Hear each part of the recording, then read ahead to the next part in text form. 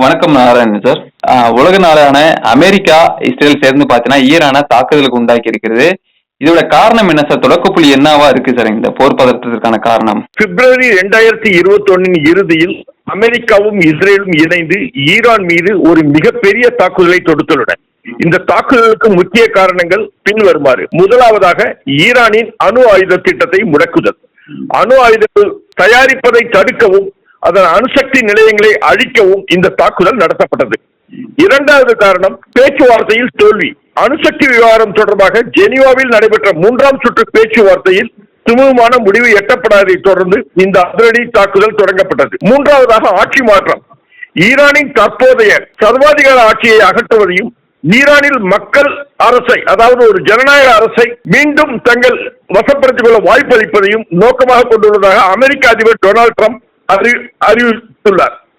நான்காவது, பழிவாங்கும் நடவடிக்கை. 2023 அக்டோபர் 7ஆம் தேதி அன்று ஹமாஸ் நடத்திய தாக்குதலில் ஈரானின் பங்களிப்பு, மேலும் ஈரானில் ISIS ஆதரவு பெற்ற அமைப்புகளின் செயல்பாடுகளுக்கு பதிலடி கொடுக்க இஸ்ரேல் இதை ஒரு நல்ல வாய்ப்பாக பயன்படுத்திக் கொண்டது. மேலும் ஒரு முன்னெச்சரிக்கை நடவடிக்கை. இஸ்ரேல் தனியாக தாக்குதல் நடத்தினால் ஏற்படக்கூடிய மிக மோசமான பின் விளைவுகளை தடுக்க அமெரிக்காவே முன்னின்று இந்த தாக்குதலை தொடங்கியதாக கூறப்படுகிறது. இந்த 5 தான் முக்கியமான காரணங்களாக நான் பார்க்கிறேன். ஈரானை பொறுத்த வரைக்கும் சவுதி அரேபியா மீது தாக்குதல் நடத்த காரணம் என்ன சார்? ஈரான் நேரடியாக அமெரிக்காவை தாக்குவதற்கு பதிலாக, இஸ்ரேலை தாக்குவதற்கு பதிலாக அமெரிக்காவிற்கும் இஸ்ரேலிற்கும் துணை போகும் வளைகுடா நாடுகளில் உள்ள அமெரிக்க தளங்கள் மீது இந்த ஏவுகணை தாக்குதல்களை நடத்தி வருகிறது. இதில் முக்கியமாக 1971 டிசம்பர் மாதத்தில் 6 வளைகுடா அமீரகங்கள், அதாவது அபுதாபி, துபாய், ஷார்ஜா, அஜ்மன், உம்முல் குவைன், மேலும் ஃபுஜ்ராயா நாடுகள் 1972 7வது நாடாக ரஸ் அல் கைமா என்று 7 நாடுகளும் சேர்ந்து ஐக்கிய அரேபிய அமீரகம் என்று ஒன்று சேர்ந்தன. இந்த 7 நாடுகளுமே அமெரிக்காவிற்கு ஏவுகணை தளங்களை அளித்துள்ளன, இஸ்ரேலுக்கு துணை நிற்கின்றன. ஆகவே நேரடியாக அமெரிக்காவை எதிர்க்காமல் இவர்களை எதிர்த்தால் அது நேரடியாக அமெரிக்காவை தாக்குவதற்கு சமமாகும் என்று நினைத்துதான் இந்த காரியத்தில் ஈரான் ஈடுபட்டுள்ளது. அந்த உலக நாடுகளே பதற்றம் ஏற்பட்டிருக்கு. அப்பனா இந்தியாவுக்கு எதுவும் பாதிப்பு இருக்கக்கூடுமா சார்? இதுல கண்டிப்பாக இது எந்த ஒரு யுத்தமே நாட்டிற்கு நல்லதல்ல. ஆனால் இந்த யுத்தத்தின் மூலம் இந்தியாவிற்கும் கண்டிப்பாக பாதிப்பு ஏற்படும். ஆனால் ஒரு முக்கியமான விஷயங்களை நீங்கள் பார்க்க வேண்டும். ஏனென்றால் இந்த யுத்தம் நடக்கப் போகிறது என்று இந்திய பிரதம மந்திரி ஆகிய திரு நரேந்திர மோடி அவர்களுக்கு நன்றாகவே தெரியும். நரேந்திர மோடி உலக புகழ்பெற்ற தலைவர்களில் ஒருவர். இவர்களை கலந்து ஆலோசிப்பதற்காகவே இஸ்ரேல் நாட்டிற்கு நமது பிரதமர் சென்றிருந்தார். அங்கு இஸ்ரேல் பிரதம மந்திரி பெஞ்சமின் நேதன்யாவுடன் யுத்தம் ஆரம்பிப்பதற்கு 2 நாட்கள் முன்பாக திரு நேதன்யாகு அவர்கள் இதை பற்றி கண்டிப்பாக நமது பிரதம மந்திரி நரேந்திர மோடி அவரிடம் விவரித்திருப்பார் என்று நான் நம்புகிறேன். அவர் நல்லபடியாக மீண்டும் நாடு திரும்பும் வரை, ஏனென்றால் அவர் ஈரான் வழியாகத்தான் இந்தியாவுக்கு திரும்ப வேண்டும். அவர் இந்தியா வந்து சேரும் வரை அமைதியாக இருந்து, அவர் என்று இந்தியா வந்து சேர்ந்தாரோ அதற்கு மறுநாளே இந்த யுத்தத்தை இஸ்ரேல் ஆரம்பித்துள்ளது. மேலும் ஹோர்முஸ் ஸ்ட்ரைட் என்பது முழுக்க முழுக்க ஈரானின் கட்டுப்பாட்டில் உள்ள ஒரு ஜலசந்தி. இது ஈரானால் மூடப்பட்டால் பாதிக்கப்படக்கூடிய நாடுகளில் முதல் நாடாக விளங்குகிறது India, China, Japan, Saudi Arabia, Pakistan, Oman, மேலும் ஐரோப்பிய நாடுகளாகிய பிரான்ஸ், ஜெர்மனி, இத்தாலி.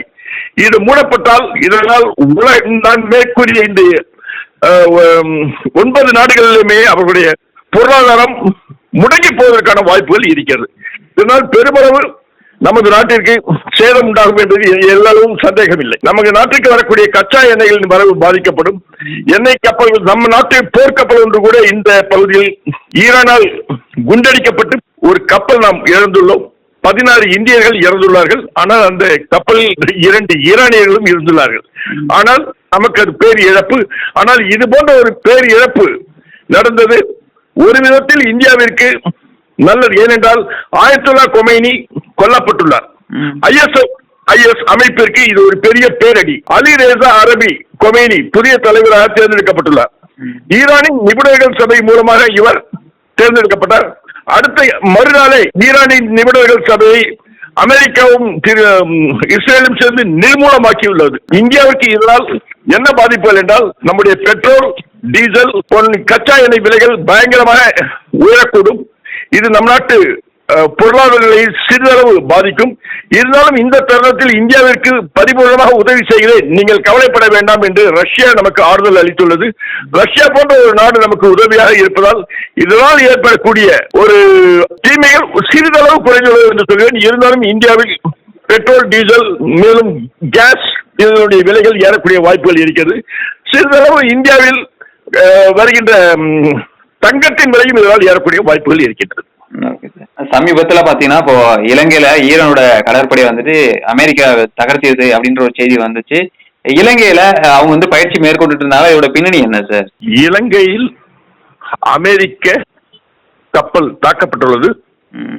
ஒரு உண்மையான செய்திதான், அது தவறான செய்தி அல்ல. எப்படி ஹோர்முஸ் ஸ்ட்ரெய்ட் வழியாக வணிகம் நடைபெறுகிறதோ அதுபோன்று அமெரிக்காவிற்கு சாதகமான சில ஏவுகணை தளங்கள் இலங்கையிலும் உள்ளன, பாகிஸ்தானிலும் உள்ளன. ஆகவே இது போன்ற தளங்களை குறிவைத்து ட்ரோன்கள் மூலமாக தாக்குவது, அமெரிக்காவிற்கு எதிரான செயலில் ஈடுபடும் ஈரான் இது போன்ற நிலையங்களை கண்டுபிடித்து தாக்கி வருகிறது. ஆகவே இந்த தாக்குதல் அதன் பின்னணியில் நடந்த தாக்குதலாக நான் கருதுகிறேன். இந்திய மக்கள் அச்சப்படுவதற்கு எதுவும் இல்லை. நம்முடைய பொருளாதாரம் வலுவாக இருக்கிறது, ரஷ்யாவின் ஆதரவு நமக்கு இருக்கிறது. ஆகவே இதிலிருந்து நாம் மீண்டு வருவோம். இருந்தாலும் நமக்கு நேரடியாக சண்டை வருவதற்கான எந்த விதமான ஆபத்தும் இல்லை என்பதை நான் தமிழக மக்களுக்கு தெரிவித்துக் கொள்கிறேன். ஈரான் நாட்டுக்கு எந்த நாடு வந்துட்டு உதவி செஞ்சிட்டு இருக்காங்கன்னு நினைக்கிறீங்க சார்? எதுவும் பின்னணியில இருக்காங்களா சார்? ஒரு விஷயம் நான் உங்களுக்கு சொல்லிக்கொள்ள ஆசைப்படுகிறேன். ஈரான் என்றுமே இந்தியாவிற்கு ஒரு நட்பு நாடாக இருந்தது கிடையாது. ஈரானிற்கு நட்பு நாடாக இருந்தது ஏதாவது நீங்க பார்க்க வேண்டும் என்றால் இஸ்லாமிய நாடுகள் அவர்களுக்கு நட்பு நாடுகளாக இருந்திருக்கின்றன. பாகிஸ்தான் அவர்களுக்கு நட்பு நாடாக இருந்திருக்கிறது. இது போன்று ஆயில் ப்ரொடியூசிங் எக்கானமிக் கண்ட்ரிஸ் அனைத்திலும் உள்ள இஸ்லாமிய நாடுகள் ஈரானுக்கு ஆதரவாக இருந்திருக்கின்றன, இன்றும் ஆதரவாக செயல்பட்டு வருகின்றன. இந்த ISIS இந்தியாவில் எப்பொழுதெல்லாம் ISIS தாக்குதலோ அல்லது தீவிரவாதிகளின் தாக்குதலோ இருந்ததோ அப்போதெல்லாம் ஈரான் வாயே திறக்கவில்லை. இப்போது இந்தியா நடுநிலைமை வகிக்கிறது. இந்தியா இதற்கு கண்டனமும் தெரிவிக்கவில்லை, இந்தியா இதற்கு அமெரிக்காவிற்கு ஆதரவும் தெரிவிக்கவில்லை. இந்தியாவோட நடுநிலை நாடாக நடந்து வருகிறது. இந்தியாவின் இந்த நிலையை நான் பாராட்டுகிறேன். நன்றி சார். நன்றி, வணக்கம், வாழ்க வளமுடன், நலம் பல பெற்று வளமுடன் வாழ்க.